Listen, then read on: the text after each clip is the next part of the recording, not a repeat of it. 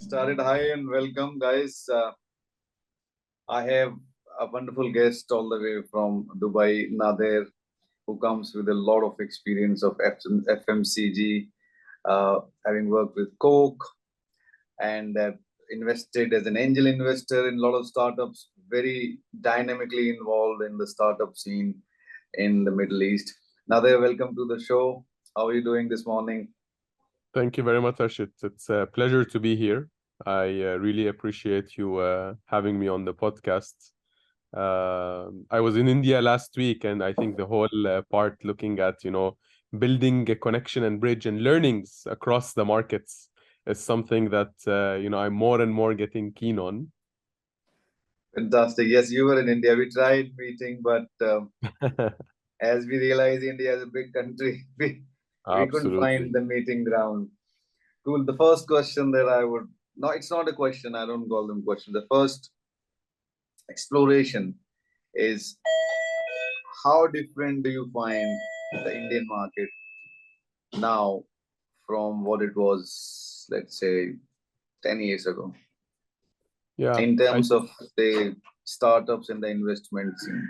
absolutely. I think I've been quite, familiar and viewing the India market ever since I was even in Kraft Foods, Mm. or even before that, Unilever very briefly, but Kraft Foods, especially when the Kraft Foods Cadbury acquisition happened and then became Mondelez, that gave a lot more exposure because that was the country where Cadbury was one of the strongest in. So there Yes. were a lot of learnings, a lot of understandings from the India market, and it was very much at that time young market. So there was a shift towards a younger consumer, Mm. but there was still very much raw, very much in development. Despite certain brands having a very good success, I think it was the very early days. This is maybe what 15 years ago or so. And everyone was saying like, okay, India has either the potential to become one of the next big things or it's Yeah. going to stagnate. I think that was that period. And interestingly so, I mean, continued monitoring it in other roles while I was in Coke. Again, there was a lot of, global meetings, cross collaboration, learnings. So always kept an eye on the market, especially, with the affinity and the proximity geographically. A lot of, colleagues who, shared a lot of insights from the market, haven't personally invested in India, was saying, okay, now the market kind of came out and is on a pathway to peak, right? Everybody is seeing it. Everybody says, okay, China had its decade and on a consistent growth path. I think this is the breakout time for India. So it makes it much more interesting to look into. So that makes it very interesting to look into from many different sectors, not just FMCG. I mean, obviously tech, it has been the home ground of a lot of tech development over the past, the 2 decades or so, before that in hardware. But I think it's now emerging as production, as agriculture, as a lot of different sectors as well.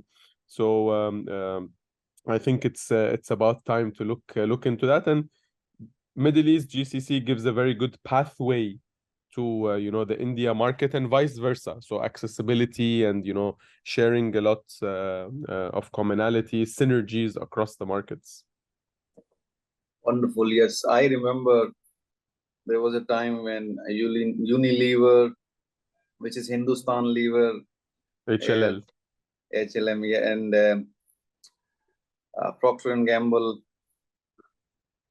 ruling the market, ITC, and very, very few local homegrown players for Yeah. whatever, for obvious reasons. Now, obviously, with the D2C, and I think you also mentioned D2C with CPG, right? With Yeah. the D2C model taking shape, people relying on Facebook and social media to reach directly to customers. Because, yeah, I'll take you to an interesting case study in the FMCG, which is relevant to what I'm trying to say. Big players, David versus Goliath, especially in FMCG, where the big players are so big that small players simply cannot survive because of market forces. And that happened for a long time in India. And I think it happens in all new markets, emerging markets. That's how it Absolutely. starts. So there was this gentleman called Baba Ramdev, who was a yoga guru 20 years ago, right? Have you heard of him? Yep. Yep. He started a brand of holistic organic FMCG products with the name of Patanjali brands, right? It was a fantastic idea because first he became a brand of everything Indian, right? And then he launched his products saying that they are chemical free, they are sourced from the Indian farmers, or everything organic. The little fervor of patriotism and nationalism, all that, and Yeah. religion. And the brand was launched to huge success, from paste, toothpaste to everything, everything that P&G and Unilever was doing. All the products were mimicked like almost overnight. Funding was flown in, and the shops were opened. Brand shops were opened. People were taking distributorship.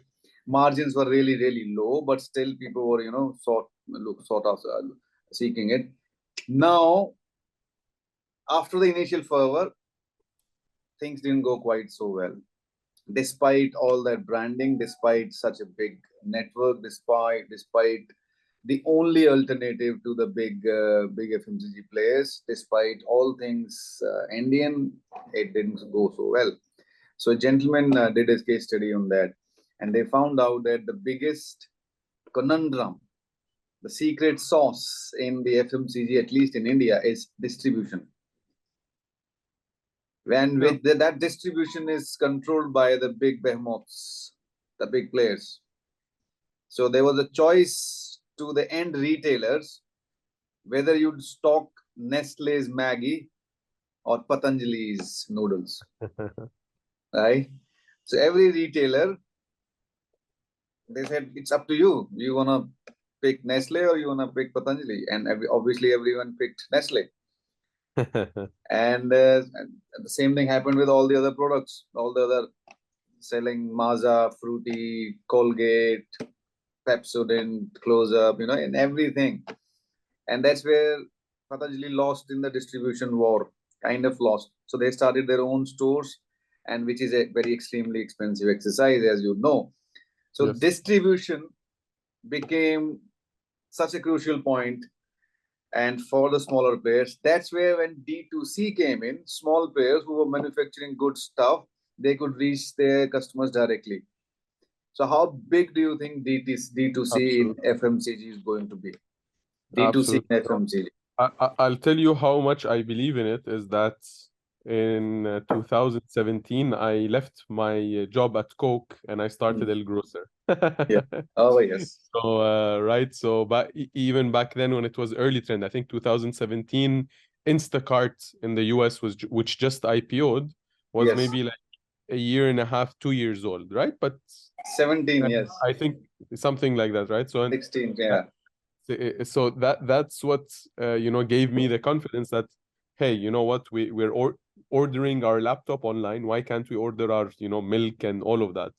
So Yeah. that's where I saw the opportunity, and I wanted to be kind of ahead of the curve. So I said, okay, maybe the trend is not fully entrenched, maybe the Mm. penetration is low, Mm. but somebody got to start this, right? So that's where I left a comfortable corporate job and jumped into the entrepreneurial world to do this in the UAE, because I believed in this, and I believe that that trend and that habit is going to change over the next decade or so.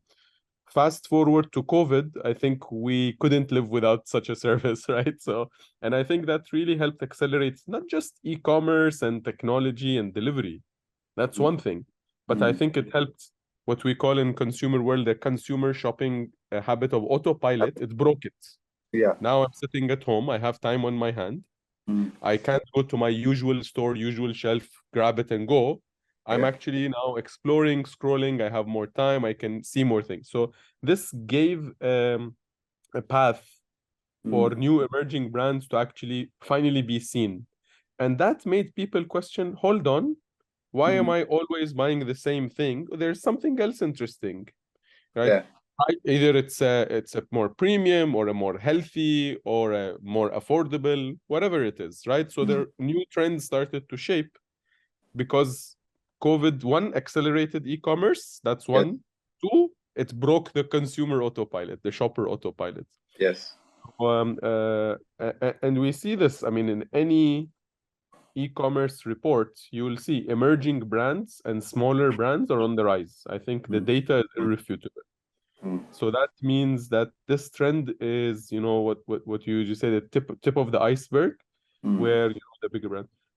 To the example you gave, absolutely. I think back then it was extremely difficult to get distributed, even within large organizations. I remember in Unilever, we had a rule: if you launch a product and you don't get 60% weighted distribution or 40% numeric distribution, you're not allowed to start marketing.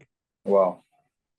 So distribution first, marketing distribution second. first, right? Even a big company, and sometimes it took 1 month, sometimes it took 6 months, because maybe it's a very new product, very hard to distribute, retailers were not agreeing, even for big groups. Right. E-commerce helps democratize this, right? Gives a soft launch approach where it's much more democratic, much more reasonable in terms of fees, much more easy from an operational point of view. And whether you call it direct to consumer, whether you call it through e-commerce platforms, more or less it plays in that same area, right?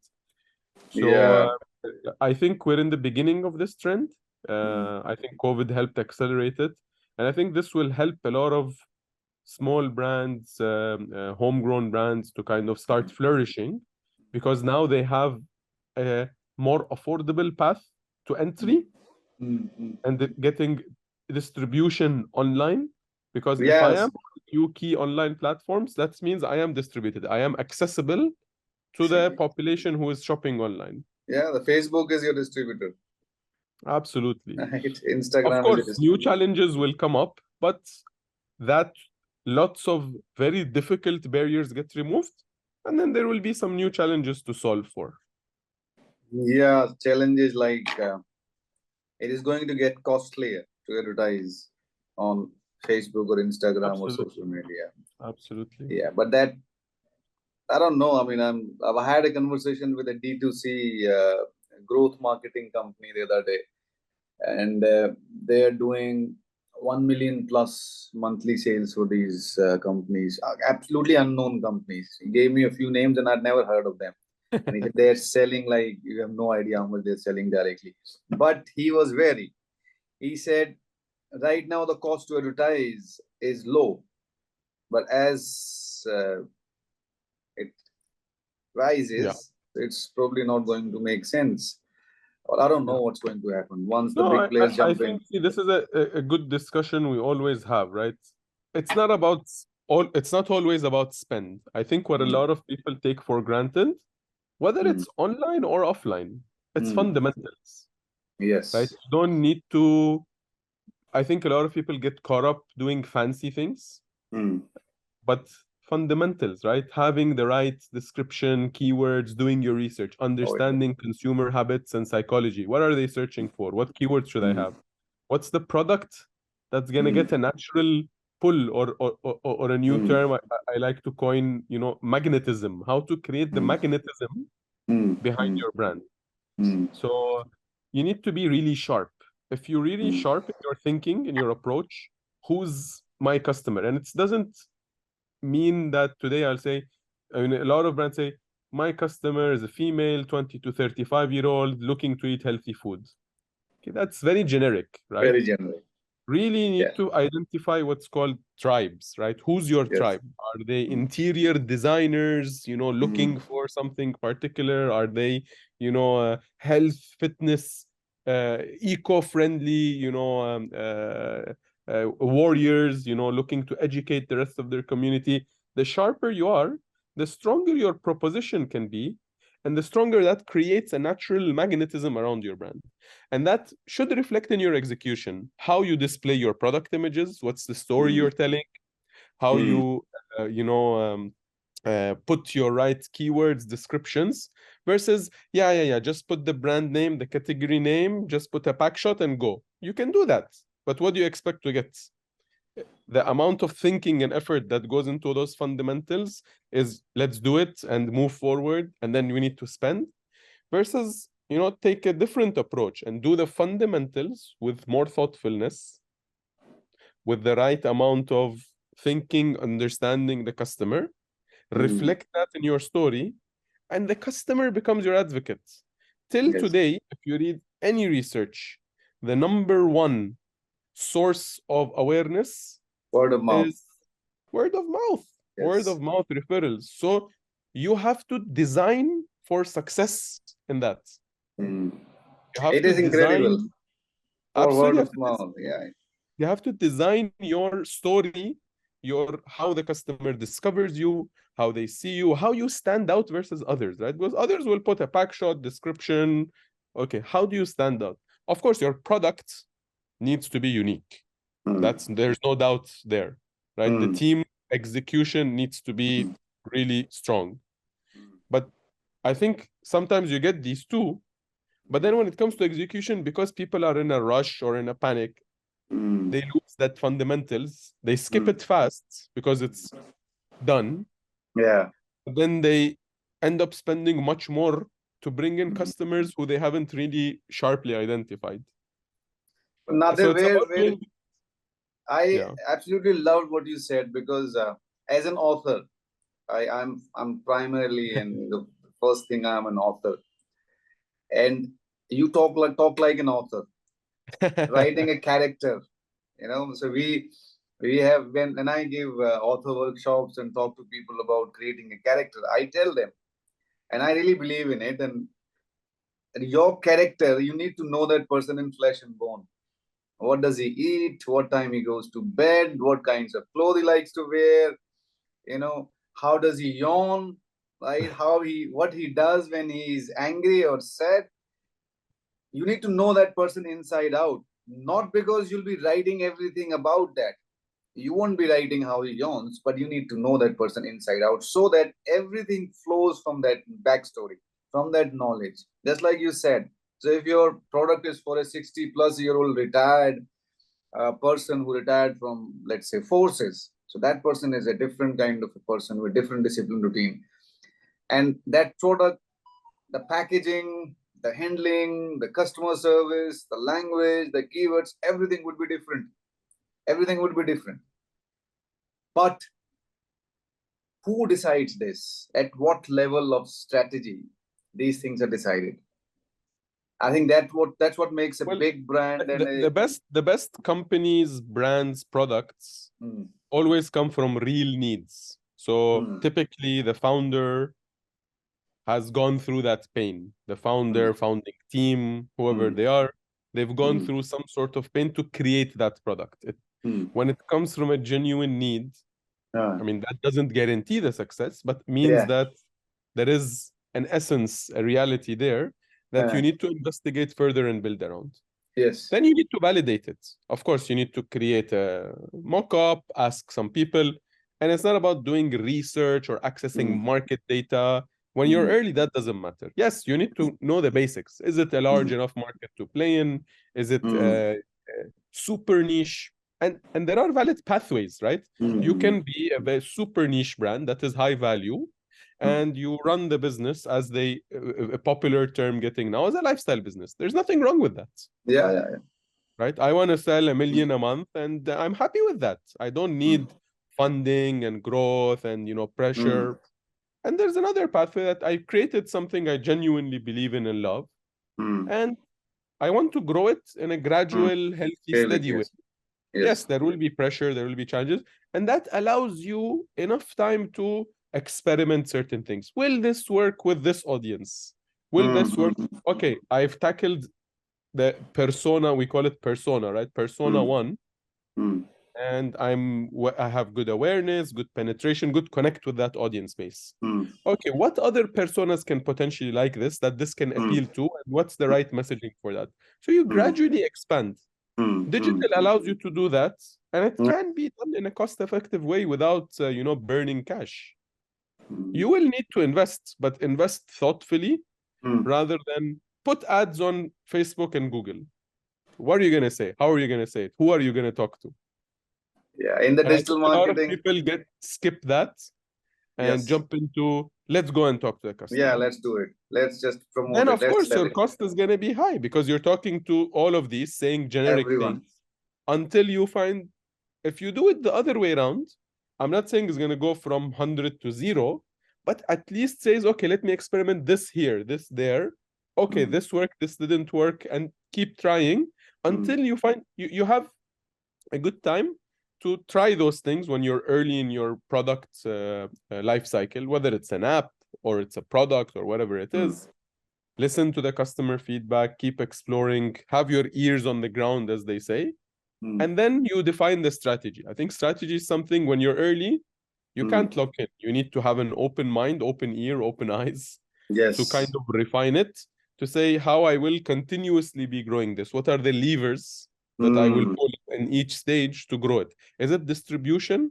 Is mm, it target audience identification? Is it, and each part of the strategy helps unlock a certain lever. mm.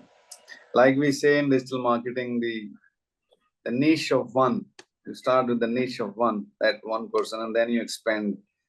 Um, as an author, as a publisher, as somebody who worked in digital marketing, the biggest, the most number of people who have answered this question about target audience. There was a gentleman I was talking to. He's writing a book on cyber cryptocurrency. So I asked for his target audience. And this is very typical. You must have heard this hundreds of times.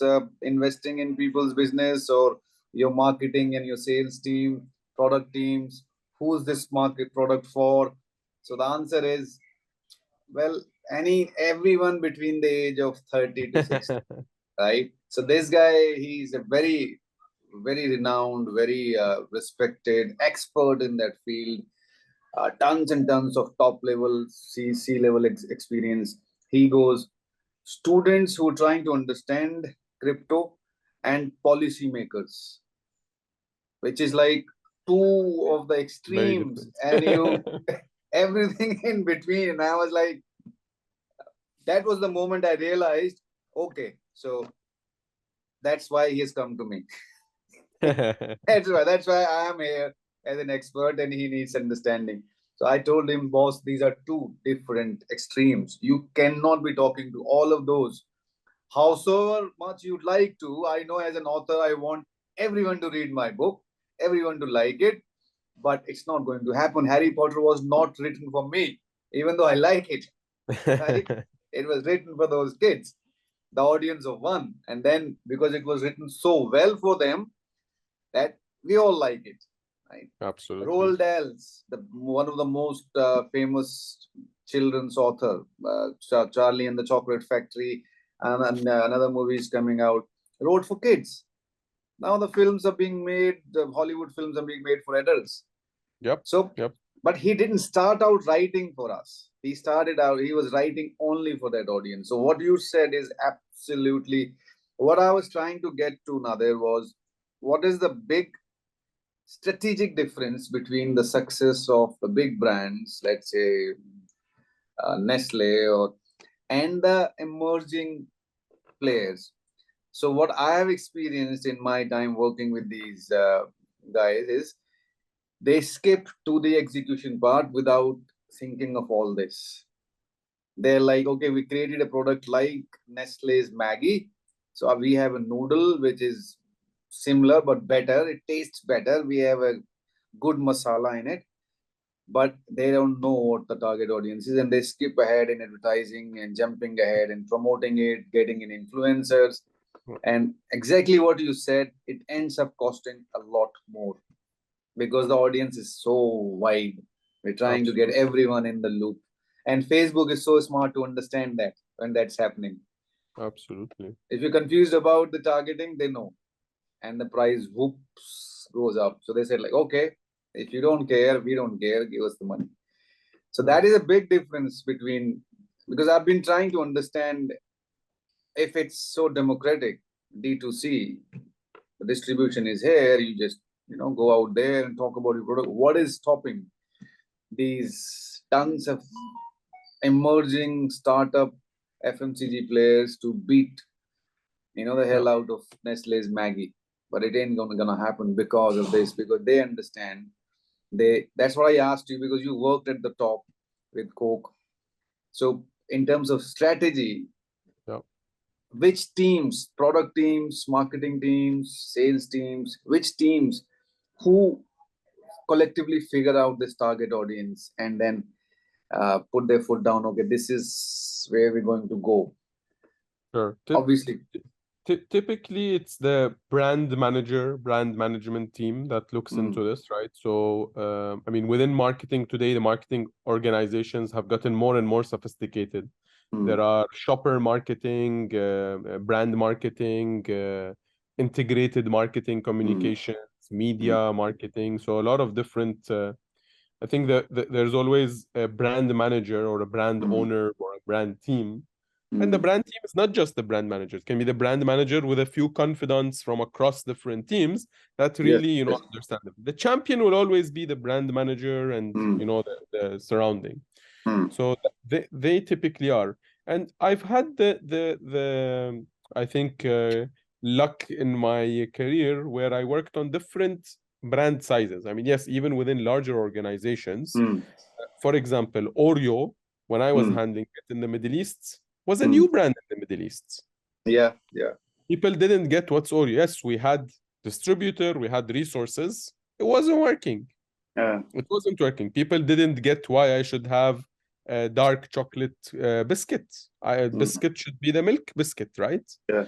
So it was making the kids' teeth black, So that was the consumer feedback, right? Okay. And at some point, the company was thinking to pull out of Oreo from the market because it wasn't working. And luckily, I had the right mentors, the right people in my career that we worked together on identifying, okay, what's not working? Okay, we know what's not working. What should we try and how should we try? We said, what's the point in doing a TV campaign, which is today's equivalent of Facebook or Google, if we don't know who we're talking to and what we're going to tell them? Exactly, yes. So we said we're going to do a 2-year plan. First year, we will not advertise. We will go grassroots. We build distribution with the right pack, with the right price point, with the right audience. We go to the right locations and right stores where we know there is a bit more of a progressive customer, mid to high end, who has traveled abroad, has seen or other markets. That's how sharp we defined it. They're not shopping in the grocery, they're shopping in the A+. They're not on they are watching TV, but you get lost in TV. What are we going to tell them? At that time, digital was in the beginning. We said we're going to do digital. Everyone was like, what are you going to do on digital?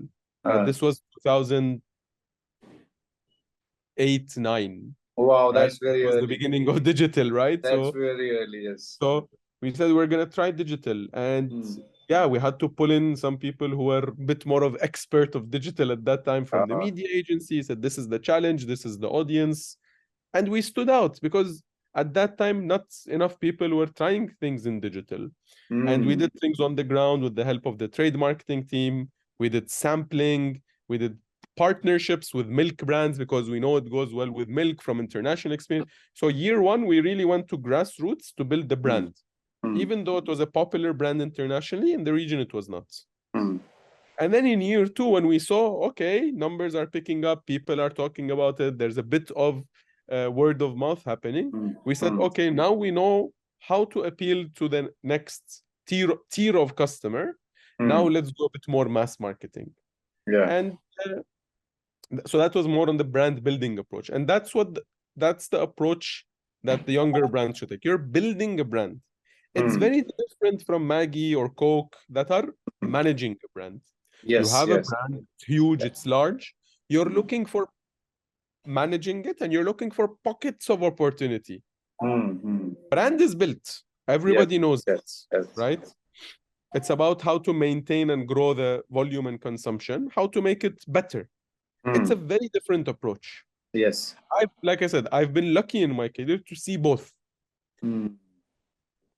Yes. In India, I don't know whether it happens there as well. In India, I don't know whether it's Oreo's marketing trick or it happened organically. We have Oreo shakes. Oreo shakes available in small juice corners, like non-franchisee, absolutely small, run by one single guy. And when they have all kinds of these juices, mango juice, mosumi, orange, anar, and then they have Oreo shakes, Yeah. which is like a completely new category that became part of their offerings. Which is, I have seen, it's one of the, I don't know how it happened. It is something we should try and And see, find out. that's part of a brand life cycle, right? You couldn't have launched the brand with an Oreo Yes. shake. You Yeah. have to first establish Oreo. If you offer me an Oreo shake and I don't know Oreo, or I don't like Oreo, or I don't understand Oreo, then I'm not going to do something.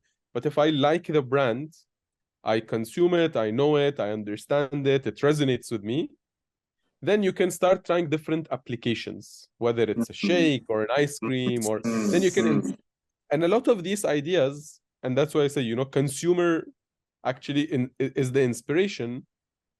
It was probably inspired by a customer. Yeah, You know what? absolutely. I'm a super fan of Oreo. I love Oreo so much. I want to experiment with putting Oreo on ice cream, Oreo on shake. Yeah. I post it, digital makes it, easy to access, and then it becomes a trend. Yep. So a lot of these things which companies like to claim as, innovation done by the company, and there are some, but it is much more likely to be consumer inspired. It is. It is. Insights Yes. from the consumer It that you is. can amplify as a brand. So you need to listen to your consumer. You'll filter, Mm. you'll say, this has the potential, let me go and tap into this insight. I am definitely sure this is consumer driven, and this is the biggest example of word of mouth succeeding in the actual market. And Oreo did a campaign on this, but I think they did the campaign after it was already out, after people were drinking shakes. Then they did a ad campaign where they show kids drinking Oreo shakes. But that was after, Because you not take it from the consumer set that yes. knows They realized the it. broader consumer set. Yes, they That's the right realize it. time. Yep. Now, because these shops, these are small shops, and sometimes these Yes. boards are handwritten boards, like cheap flex. That the brand is not paying them to do anything. Similarly, Nestle's Maggie is like the most coolest thing to eat when you're on a vacation, when you're backpacking, when you're trekking, when you go on the mountains. In India, if you ever gone on any Himalayan trek in the up north, the small mountain villages, they might not have any other food to offer to tourists, but they'll be Maggie.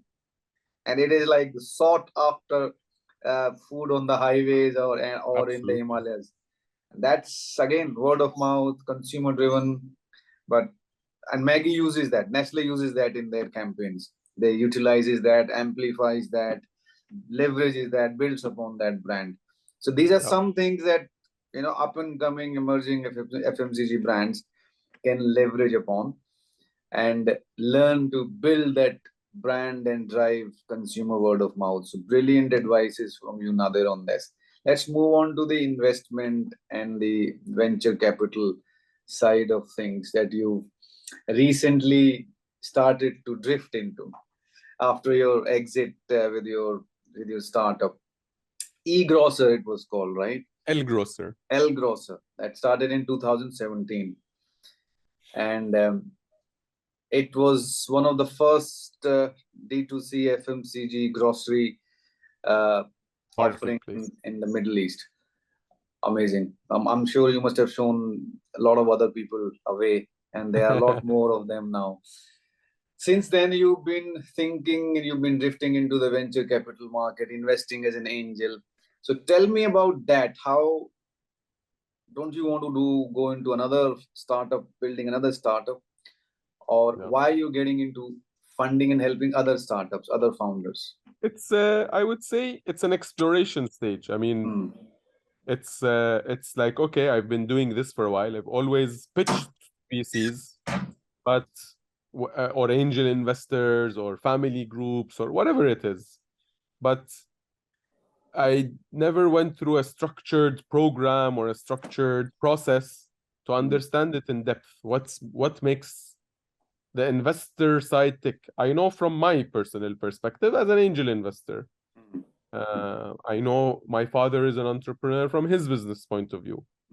But I need to educate myself. I'm a big believer in lifelong, learning. You'll always need to learn, right? In every Yes, stage of yes. your career and in your professional life, you need to learn. And to learn how all sides think, so that when you're talking to someone, it's not about us versus them, or what do I need to get out of that person. It's more about understanding that person and finding the commonality. And is there a commonality or is there not, right? In many cases, there may not be. Hey, there's no fit here. There's a better fit here. So for me, it's more about an exploration journey to, learn, understand, educate myself, so that if it's the right thing, then go and explore it. And if it's not the right thing, if it's a learning, it's a learning. If it's something that becomes much more exciting and appealing than it is about. So I wouldn't say there is a 100% path set. There is a view that needs to be explored, and I have to go through the process, as they say, to define it, to understand it. Yes, trust the process. Yes, Absolutely. fantastic. Yeah, you're right. Sitting on this side of the table, you have experience of pitching, and okay, so now you have experience of pitching and successfully pitching. You have experience of investing as an angel. So what would be the key things you'd suggest a founder who's going to pitch? I What key think things a founder? understand the first, just as we say for the brand, I will Yes, say understand your audience. yes, Who yes. are you pitching to? Why are they interested in this? Everyone. How are My they looking product is into for this? everyone. Absolutely. An investor that is looking for um, um, dividend payout versus an investor looking for a capital gain, a risk-averse investor versus a risk-taking investor, venture capital versus a family group versus a strategic investor, different profile, right? The better you understand, Okay, the better you can pitch. I think that's that's interesting. first, right? Yes, That's it. then you have your story, which you don't necessarily need to change your story for everybody, but you need to know what to dial up, what to dial down. Your Yes. story, we all have seen the templates. I think there's no point recapping. You Yeah, have yeah. the problem, the solution, the Mm, team. There's like plenty of great advice mm, out mm, there. But from personal first-hand experience, I'll tell you, we've tried so many different things to the point that we learned, no, who you talk to, how you talk to them about the same story is far more impactful than fine-tuning small things within the story. Yes, the story matters and how mm, you'll crack it matters, mm. but don't forget the first part. Yes, yes. That is. Uh, I've heard so many advices, VC advices and pitching advices, but this I've never heard before. This is very experiential, and I believe in that. Again, I'm talking to Nader, who is from Middle East, who's worked in the big FMCGs, my homework should revolve around these relevant ideas. If I'm talking to a filmmaker from Hollywood, uh, everything, the conversation's tone, the conversation's vocab, everything would be different, isn't it? When you're talking to your girlfriend as opposed to when you're talking to your wife, that Yeah. is two different things. Same person, same ideas, two different settings. So the most important thing that I have picked up is you're going to meet an investor, you need to understand their motives, and that you need to You understand need to everything target about the ones that you think will have the better chance. I think that's better. first, right? If Yes. your what you've built and what you're building and what you needs investor type X, and you're going and pitching to investor type A, don't Yes. expect results unless you're doing it to try and learn. That's fine, Right, right, right, right. but be conscious of that. That is very Then important. target the right ones that you want to go. And yes, you need to have a bit of wider scope. Maybe in the beginning you don't. Totally fine. But say, hey, these are potential ones. And even within VC, there's many different kinds of VCs. Yeah. Is it regional, global, what stage, what industry, what sector, what kind of deals they've done before? So, and yes, you'll say, hey, rather than this is my 100 that I'm gonna go after, start with, let me try one from this group, one from 10 different groups. Oh, these groups don't work. In these groups, I need to go deeper. So structure it. Yes, it will take a bit more effort to structure it, but it's gonna save you a lot more time going forward. And this is something I learned the hard way. I did the mistake, but now I learned from it. And that we can learn from you, absolutely. This is one of the most key advice I have heard in terms of pitching the right people, relevant, appropriate people at the relevant, appropriate time. Do some research on whom you're going to meet. That will save you a lot of time and effort and disappointment. Plus, it is always a confident booster now there, isn't it? When you know what you're doing, when you have a plan, right? Rather than blindly shooting in the stars. When you know that, okay, this is my plan of action, I'm going after these kind of people. I will also pitch these 15 people just to, I don't know, I'm not expecting too much, but I'll just go and meet and learn from what they say. Exactly. But I know this is my plan of action. I'm going to meet these 100 people and 50 of them are super relevant. And I hope I crack one of those 50. At least I'll come out with some relevant lessons. Exactly. My mindset and my expectations are different. Yes. Rather than pitching and getting a rejection and being disappointed, I will still get the rejection. Yeah. But my mindset is geared that I will get the rejection. I may get the rejection. But what am I trying to get out of this? I'm trying to get the learning rather than the result in this particular case. That's fantastic. That is absolutely amazing. Cool. We've had an amazing conversation, Nader, and we'll obviously stay in touch. Absolutely. And good luck with your present thank you initiatives, building what you're building now, which will obviously, hopefully, I will meet soon and declare and announce it to the people who are listening. Absolutely. And we look forward to seeing you in Dubai soon. Meeting you in Dubai. Yes. Thanks a lot. Have a good day, Nader. Thank you. Thank you. Thanks, Thank you very much. Bye-bye. Take care. Bye-bye. Have a good day.